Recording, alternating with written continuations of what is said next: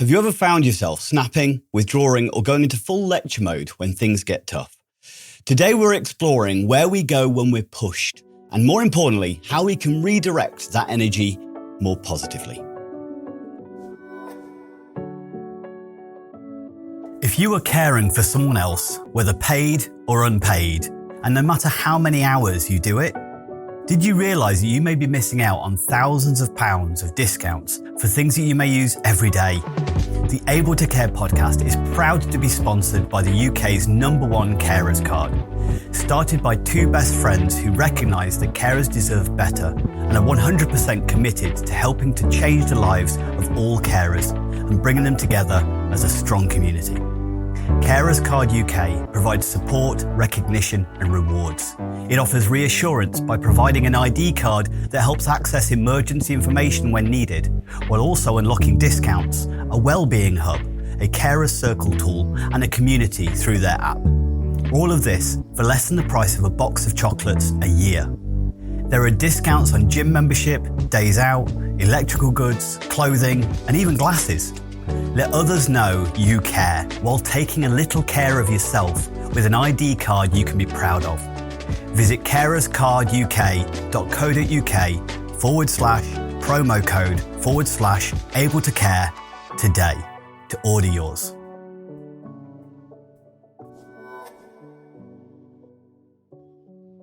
Hello and welcome to the Able to Care podcast. On today's episode, we're going to be understanding why our default reactions sometimes lead us astray when it comes to difficult situations and managing behaviour we find challenging, and what happens when we're under stress and learning how to navigate that more effectively. So many of us have engaged or encountered behaviour that we've found challenging, whether at work or in our personal lives.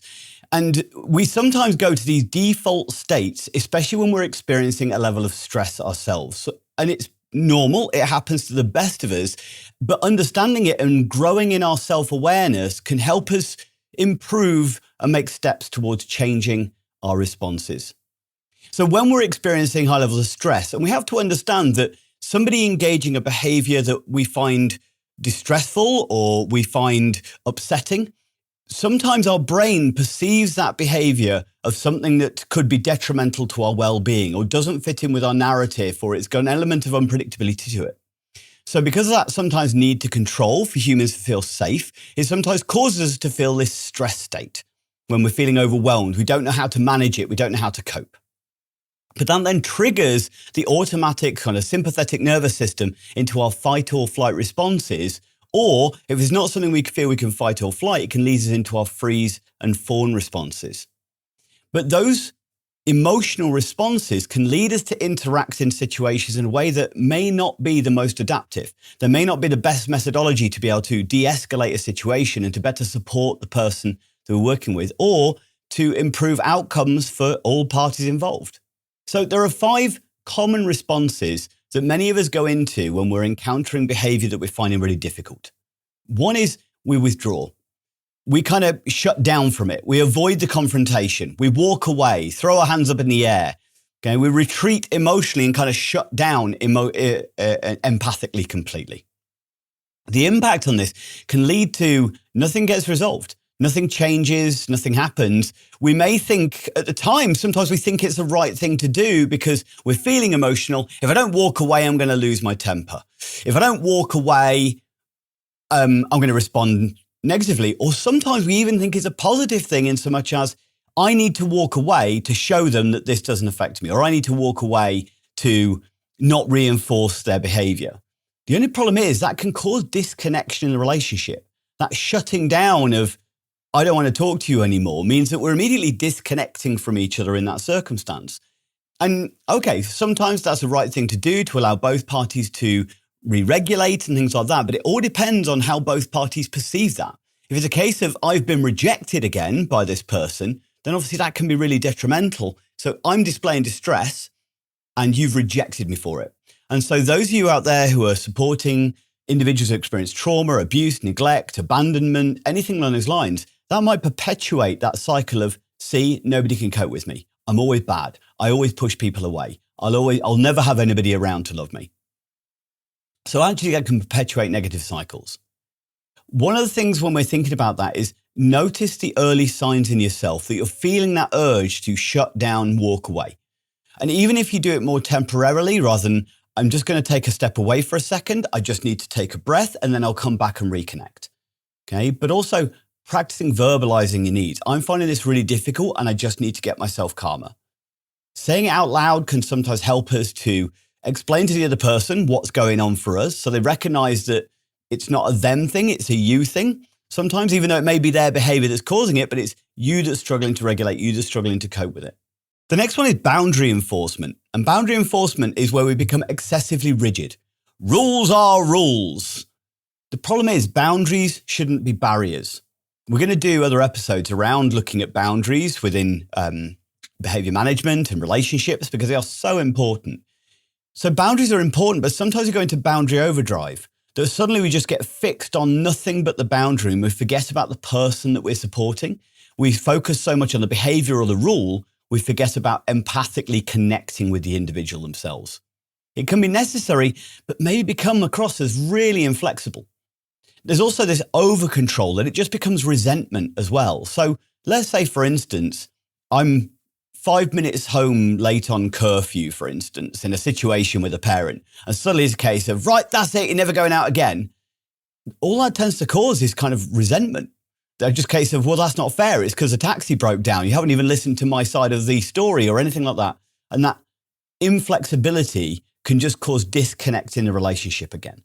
And actually can lead to then further, well, because you're so firm with your boundaries, I need to push harder to try and get past them because I feel unhappy or I lose autonomy in my side of the relationship because you've gone into boundary overdrive. So one of the things when you're thinking, if you feel yourself going into that boundary overdrive and you wanted to go, well, rules are rules, always self-evaluate.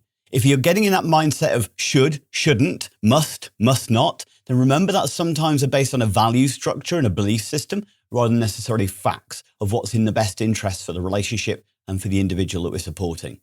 So check. Is this just about control or is it a genuine need for structure? Is it genuinely about well-being, safety and best interests? Because if you're falling into the trap about boundary enforcement because it's a case of I must be in control, well, that's you in your fight mode. That's an emotional state. I must win.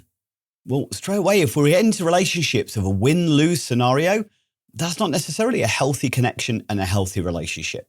The next example after boundary enforcement is what's called consequence overdrive. So excessive punishment or ultimatums. If you don't do this, I'm going to do this. And I know I have done this and made this mistake of, I never claimed to be perfect in any way. So I remember when my son was younger, kind of, right, that's it, go on the Xbox for the rest of the week, kind of throw out excessive punishment. Sometimes it wasn't related to the crime. Sometimes it was excessive. And sometimes immediately when I made it, it's a case of, the week's a really long time. What am I going to do with him for a week? Okay, a day, an hour, 5 minutes. Because in that moment, I made it emotionally. It was a reaction rather than a response. And the problem is that can cause a sense of injustice in the other person. If they recognize that it doesn't feel fair, doesn't feel right, the crime doesn't fit the punishment, it actually can cause damage to the relationship. But also you're sometimes perceived to be weak because it's recognized that it's an emotional response. You can't control your emotions, but you're telling me how I should control mine. We have to lead by role modeling in these situations. It can erode trust. It can escalate a situation unnecessarily. And for many of you working more in a care environment, for instance, this can actually mean that we're getting into the realms of a potential emotional abuse or safeguarding issue. Because did we have a right to put in that consequence or that punishment or that ultimatum?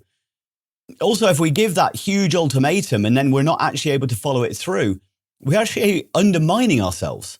But my big thing is, I don't trust people who threaten me. So straight away, that can damage connection and trust as a result of that.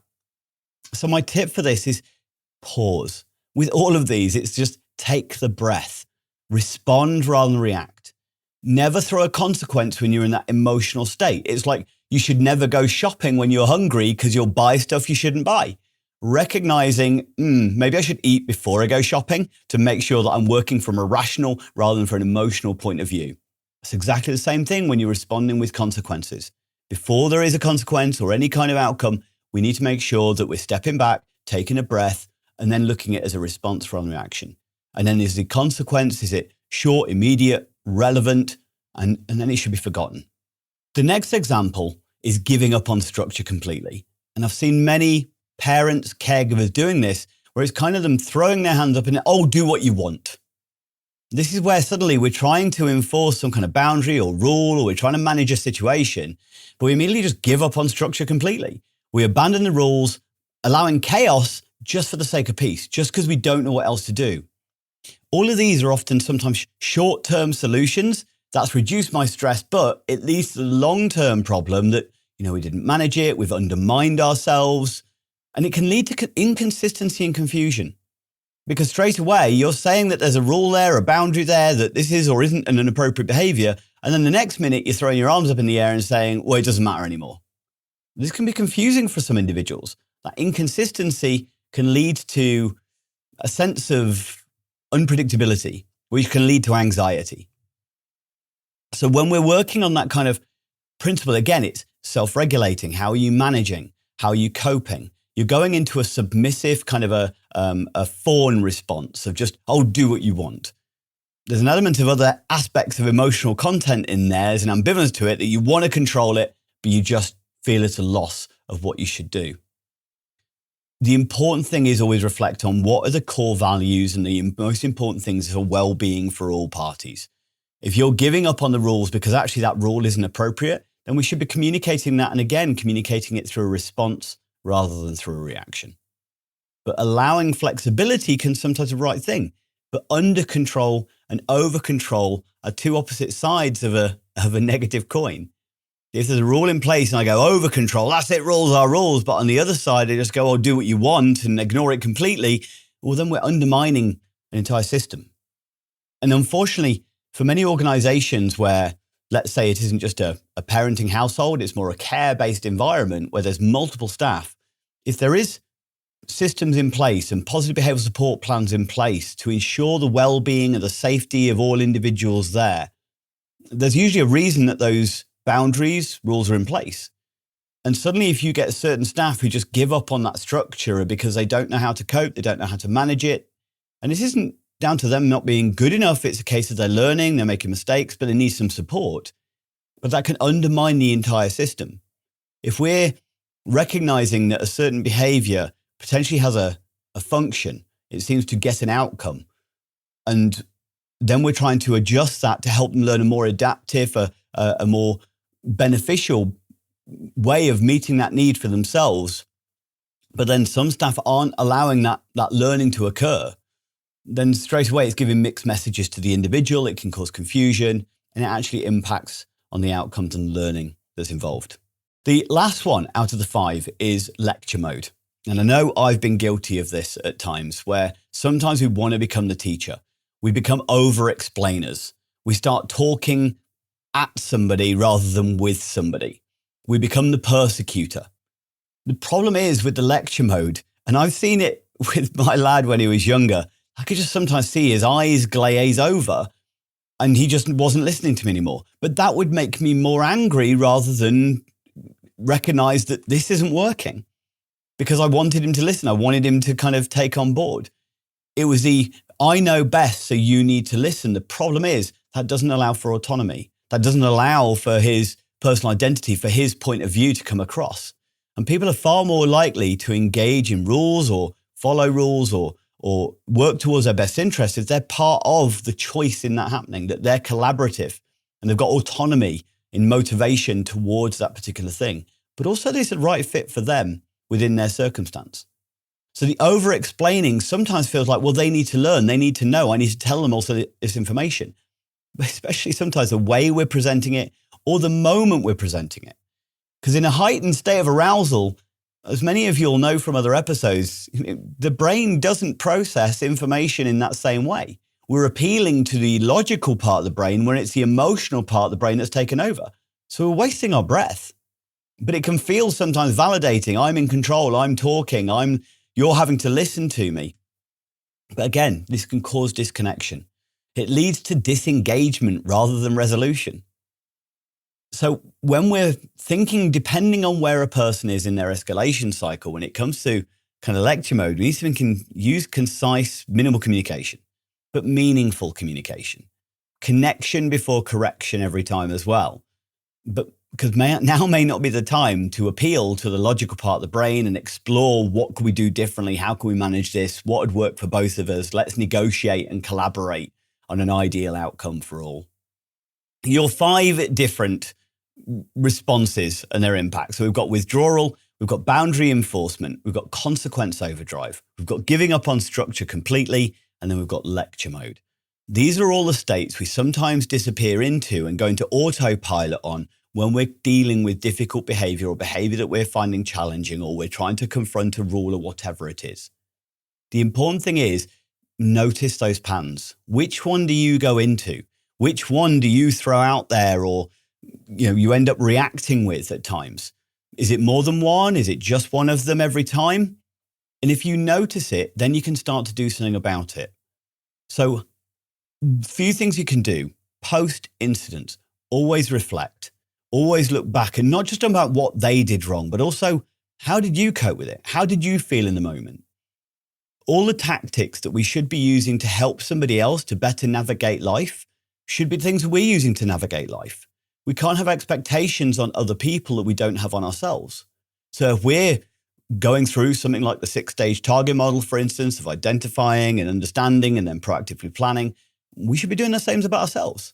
If I've reacted to a situation, well, this is a behavior that they would have found challenging from me. So I need to identify it. I need to understand why. Where did that come from? What was I feeling in that moment in time?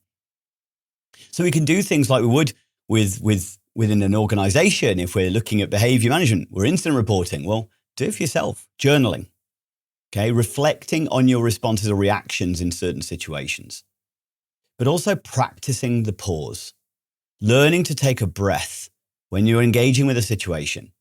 Learn to take a step back, and even if it's just one big deep breath, just to allow your brain to reactivate in the rational way rather than the emotional way. Taking a step back from a situation and just going, right, am I in the right emotional state? Am I angry? Am I upset? So should I be calm before I manage this situation or communicate or set any consequences, etc.? We also need to shift reframe the situation, shift our perspective. Is this about control? Are you looking to control the other person, or are you looking to work with them to improve their outcomes, the quality of life, their best interests? And my encouragement would be that we should always be looking to collaborate. Okay? When we're even with our own children, the instinct is I need to control, but one day you're not going to be there to control them anymore. They're going to be on their own. So isn't it better that they kind of helped to figure out and navigate them life for themselves? It's like if you always just cook for them or tell them what to do, well, then how are they going to cook for themselves when they go into the real world? Exactly the same when it comes to navigating emotions and navigating behavior and navigating rules and things like that.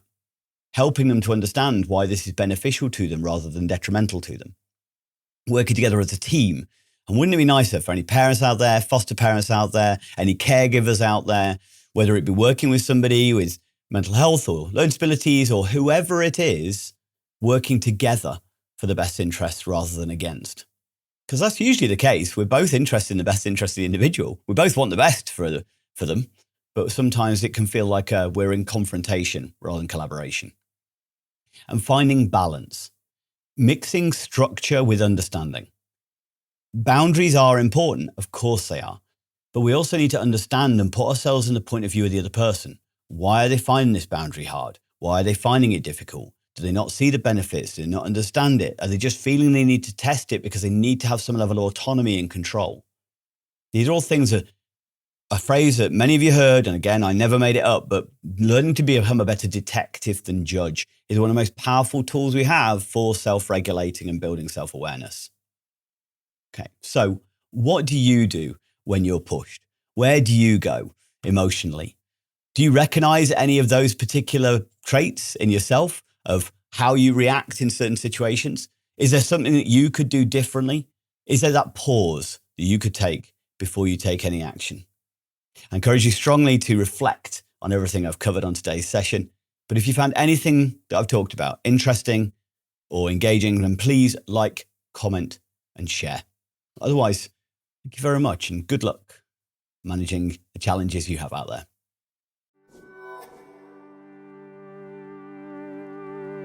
Let me ask you a question. Do you ever find the pressures of supporting, teaching, or caring for someone else overwhelming and wish you had access to more support and information? The Able to Care podcast, in connection with Able Training, has created the ablehub.uk, where for less than the price of a coffee a week, you can access exclusive podcast content, resources, events, and over 45 certified online courses, covering topics like self-care, understanding dementia, neurodiversity, first aid, conflict management, financial advice, and so much more, with new content and courses being added each month.